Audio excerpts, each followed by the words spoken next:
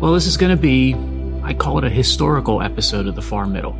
I'm Nick DeOlius, the host, creator of this space of rational and thoughtful civic discourse, and you can find all prior episodes of The Far Middle on Apple, Amazon, and Spotify.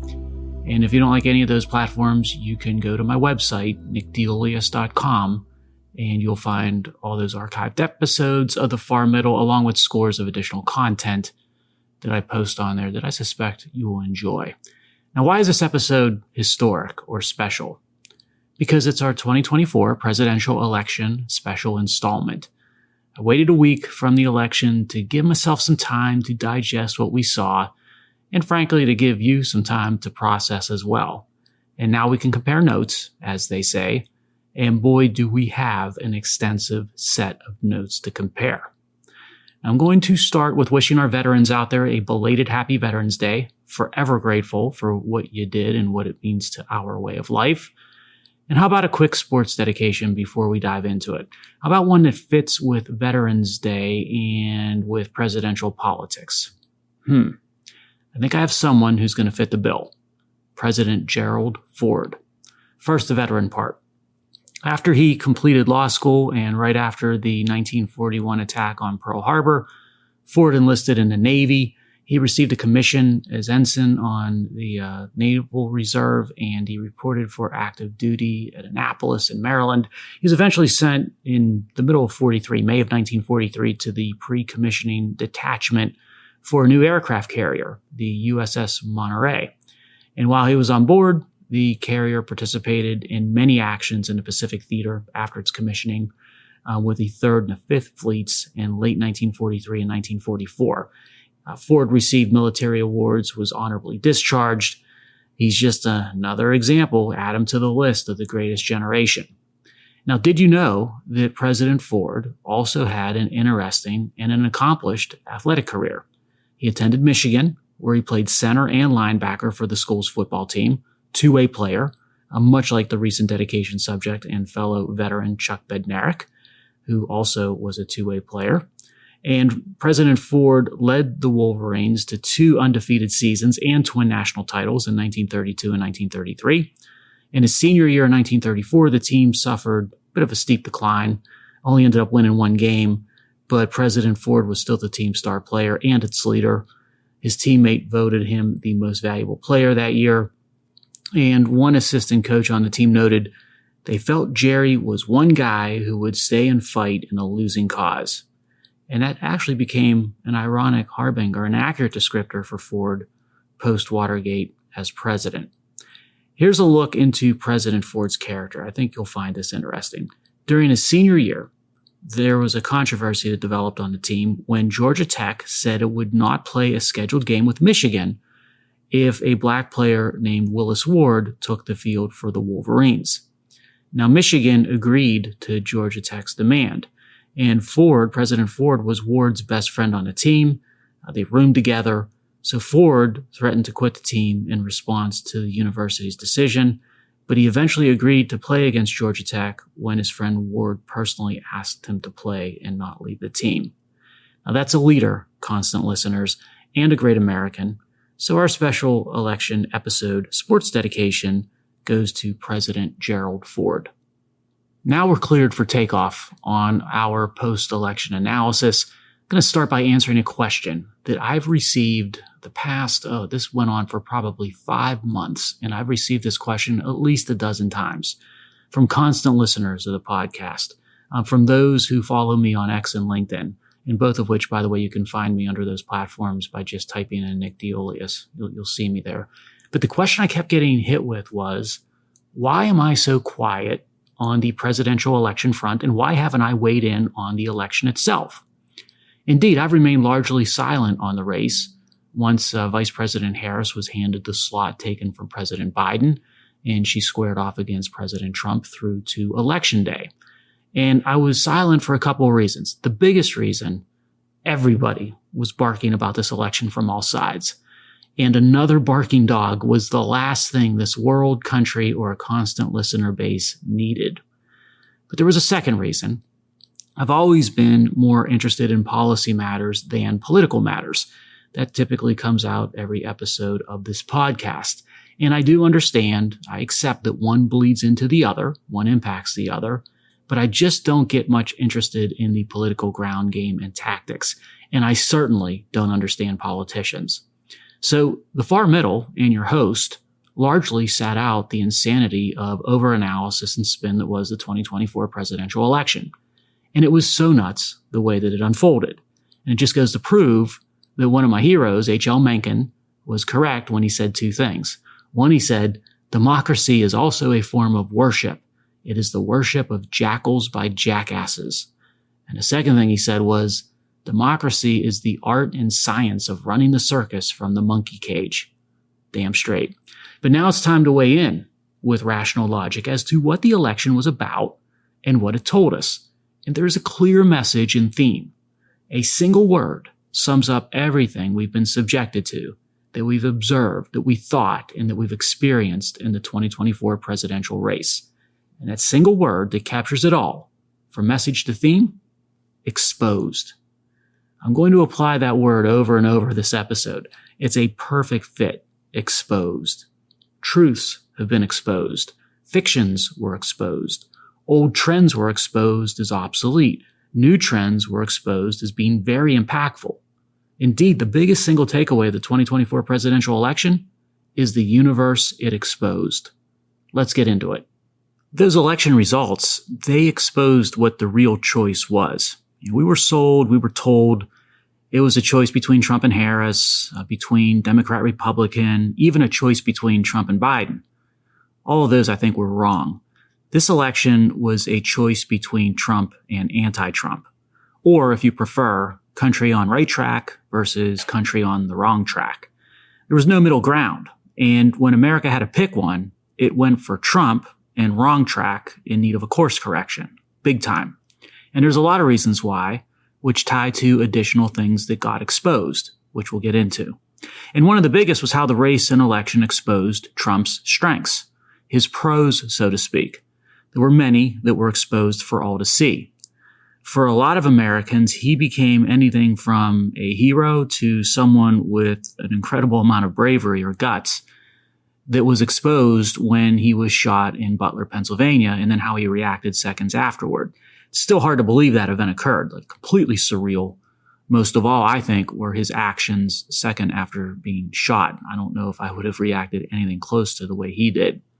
So love him or hate him, I don't think anyone can rationally question his guts after seeing what unfolded after the shooting.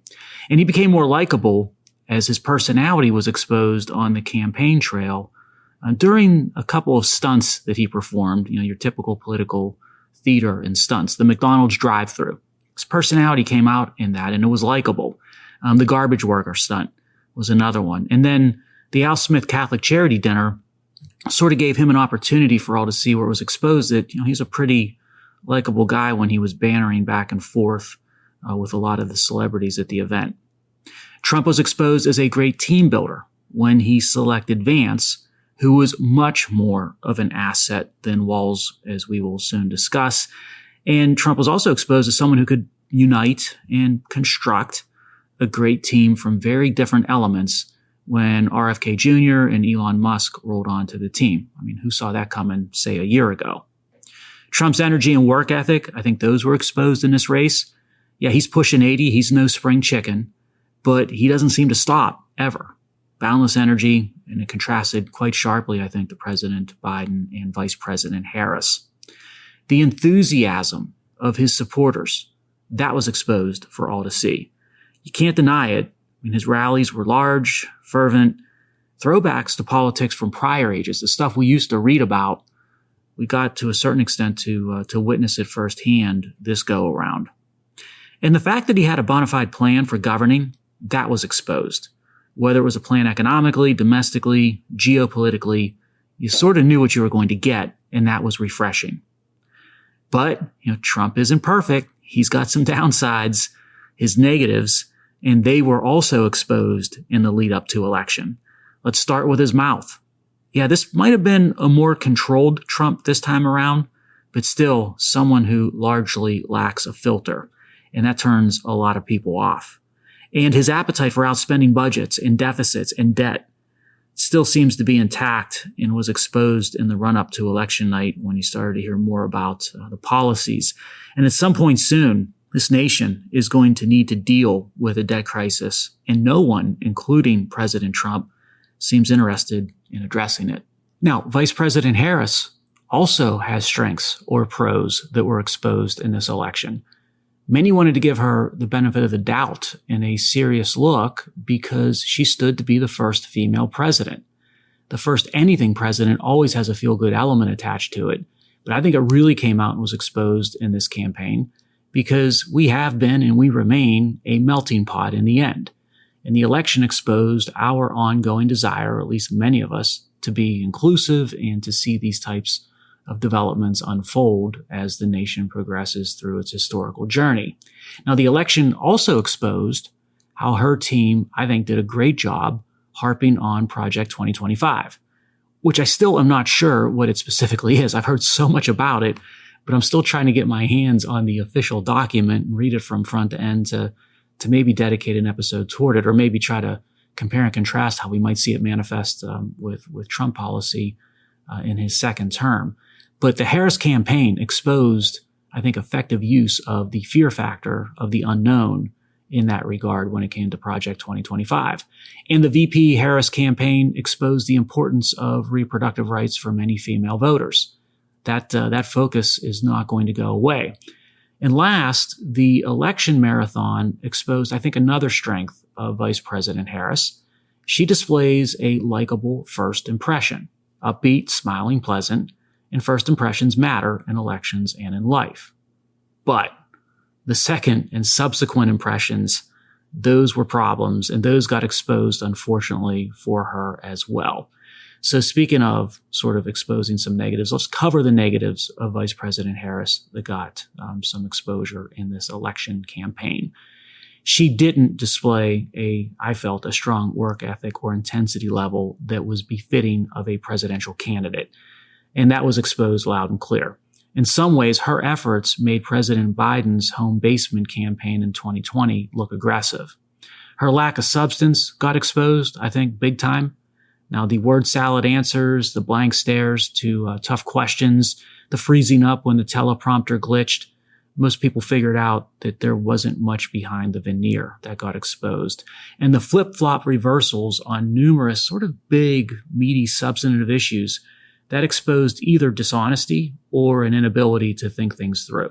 The fracking issue, the borders, et cetera, et cetera, et cetera. There were many of them, but it was painful to watch sort of that unfold as it got exposed. Her choice of vice president. I mentioned VP Vance, but her choice of vice president, that was a massive tactical error that got exposed. Walz was a big liability, frankly, a laughingstock. Meanwhile, Pennsylvania Governor Shapiro would have been such a great asset on the campaign trail for Vice President Harris. I'm still, to this day, puzzled why that hasn't happened. There's got to be a story behind the story. Now, her inability to differentiate herself from President Biden, but yet boldly claim that she was about sort of flipping the page in a new chapter and change, that, I think, was embarrassingly exposed. And the now infamous question about what she would have done different than Biden in her answer on The View, that did much harm to her campaign. And the lack of enthusiasm at what were largely staged rallies for the vice president, I think that got exposed in this campaign. A lack of energy and, frankly, a lack of genuineness didn't help the effort when it came to Vice President Harris. Then there were a slew of false fictions, I'll call them, that were exposed during the election.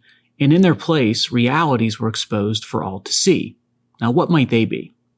Well, one, elites have claimed that Trump's rise, right, that was a symptom of the dying gasp of white majority America, its insecurity, freaking out about cultural change, demographic changes. I think a lot of that was nonsense, and it got exposed this election. President Trump made big gains among almost every demographic group. Latinos, I think 45% went for Trump. That's a history-making number for a Republican presidential candidate. African Americans were up double-digit for Trump in terms of support, I think at 13%. which was almost double, not quite double what it was for him in 2020. Asians were almost at 40%. Women were 46% was the last data point I saw. And then this was the most, maybe to me, surprising, the young, 46% for Trump. So the only demographic that I saw that Vice President Harris made gains on was white college educated women and those over 65, male or female over 65. And those gains, ironically or interestingly, I think would be the more appropriate term, were much smaller gains than the aforementioned Trump gains. So the gains for Harris with white college educated women and those over 65, much smaller in percent magnitude than the other demographics we mentioned for the Trump gains. Another thing, Hollywood and celebrity, that got exposed as somewhere between irrelevant to working against and hurting Vice President Harris. Robert De Niro, The View, Stephen King, Taylor Swift, Kimmel, LeBron, on and on. None of them or their endorsements seemed to make a difference to Vice President Harris. And frankly, where they did make a difference, it might have been a negative one. The celebrity elite got exposed as being out of touch and largely irrelevant to people when punching ballots. And then there is the mainstream media. Man, how they got exposed. The damage media did to its reputation in this election might be permanent, might be irreversible. The 60 Minutes heavily edited interview with Vice President Harris on I think it was the topic of Israel, it became the exemplar of media bias and how it places its fingers on the scales of balanced, objective journalism. And don't forget MSNBC during Trump's Madison Square Garden rally, where MSNBC was superimposing parallels to Nazi rallies. Ridiculous, yet that's what the outlet did. Business media, hello CNBC and Wall Street Journal, it was pretty clear that they didn't care much for Trump as well, and they were constantly slanting their headlines and stories to try to hurt his effort and help the vice president, at least from my perspective. It was embarrassing collectively to observe, and a major backfire across mainstream media was exposed. An assumption that was exposed as false in the 2024 election was that early mail-in voting favored Democrats. Now, that was certainly the case, I think, in 2020, but it looks like, based on what I've seen, the Republicans' ground game caught up to that front in 2024. The stats on this are still all over the place, right? It depends on where you're at and what you're looking at, but it does appear that the gap has drastically narrowed to where mail-in votes are not the advantage they once were for Democrats. There were other losers who also got exposed. One big group of losers who are ironically touted as winners, which is funny, are Nobel laureates in economics. You know, they penned letters individually and in flocks assuring us that the Trump economic plan was going to be a disaster or much worse than the vice president's plan. And then the media hyped and amplified this message everywhere you looked. Except not many people cared to listen because they saw through the facade as nothing more than partisanship. And Nobel winners in economics, they got exposed and their credibility sat at an all-time low. The climate change cult, it got exposed. Embracing it seemed to present an existential threat to the Harris campaign, so we didn't hear really anything at all about the supposed existential crisis of climate change on the campaign trail. It just sort of disappeared as a talking point. But many voters didn't forget in places like Pennsylvania, and it drove them to President Trump. They weren't liking the imposition of such a harsh religion upon them. The call to climate got exposed. And certainly this election exposed many losers or losing propositions. But my vote, pun intended, for the biggest loser that got exposed would be to pollsters. Their record, to put it bluntly, sucked. Did you see that Iowa poll a few days before the election where it showed Vice President Harris leading? President Trump rolled in Iowa. Discredit that pollster. Every expert said it was coming down to Pennsylvania. It didn't come down to Pennsylvania because it was a blowout. The day of the election, the Wall Street Journal proclaimed the election was coming down to 7 states, which is sort of silly. I mean, why not just say it comes down to 50 states? But anyway, all 7 of those states, they went for President Trump. Pollsters should be largely ignored, shunned, or ridiculed at this point. You're better off being uninformed than misinformed. Geez. There's other myths that got exposed last week. The myth that a Republican would not win the popular vote, and thus the Electoral College, had to go. Rubbish. Trump easily won the popular vote. The myth that labeling Trump a felon would cripple his support, that got exposed. Didn't hurt him, might have actually helped him look more or appear more of a sympathetic figure to voters. Sort of tearing up democracy to protect everyone from a supposed threat to democracy. That was exposed as a fatal tactic. So when you remove the sitting president from the race after he won the primary, when you engage in whole of government lawfare, when you try to kick an opposing candidate off the ballot, these things look like true threats to democracy, and voters, they'll tend to respond accordingly. The myth that appeasement makes the world a safer place for America, that got exposed this election. Soft on Iran, hindering Israel as it tries to defend itself, China loving what it sees with President Biden, Vice President Harris. None of that helped the Harris campaign, and all of it was in plain view to most Americans. How about how the myth of Black and Hispanic voters being captives of the Democratic Party as opposed to self-thinkers and astute voters? Exposed. People largely voted self-interest and for themselves. They thought for themselves this election. They didn't worry about fitting into predefined categories. And then the myth of voter participation in elections and its waning in America, that got exposed. I think our Republican democracy is alive and well, at least when it comes to election turnout. And how about the truths that got exposed with this election? There were a few crucial truths that were exposed. Secure borders was exposed as a vital must for Americans. No secure borders, then no secure nation. The crisis with illegal immigration needs fixed now. 4 years of the Biden administration got exposed as a painful experience for most Americans. And Vice President Harris had to run on the Biden administration record, and it wasn't pretty. And while media lost all credibility, another type of influencer was exposed as quite effective. I'm not sure how you label the type of influencer, how you label them or it, but I know some notables who are included within them or it. Bill Maher, Senator John Fetterman, Joe Rogan, Mike Tyson. Now that's a diverse group, from podcasters to senators, left to right. Some live in politics, some don't. Some are Democrats, some are Republicans. But they all come across as thinking for themselves and telling it as they see it. And they all felt, at least it felt to me, like they were helping President Trump much more than Vice President Harris. They saw what many of us saw and confirmed what we were seeing. And speaking of influencing, the election exposed wildcard sources of influence for President Trump that popped up. And I'm talking primarily here about Peanut, a lovable squirrel who was murdered by the state of New York just prior to the election. State stormtroopers breaking into a home and detaining the residents and killing their pet squirrel. Why? Because they didn't have a license for the pet. Meanwhile, anything goes on the streets of New York City. Peanut became an 11th hour martyr for the evils of big government. That resonated to people who didn't even follow politics. Game plans got exposed. Vice President Harris was employing something akin to a prevent defense in football, but it didn't prevent defeat. President Trump was aggressive, constantly campaigning as Trump, and that worked. Coalitions got exposed. Many middle-class blue-collar workers, they left the Democratic coalition. Meanwhile, many affluent, suburban, white-collar workers, a lot of them remote workers, they joined the Democratic coalition. And then there were scores of minority voters who turned red. Many Jews went for Trump.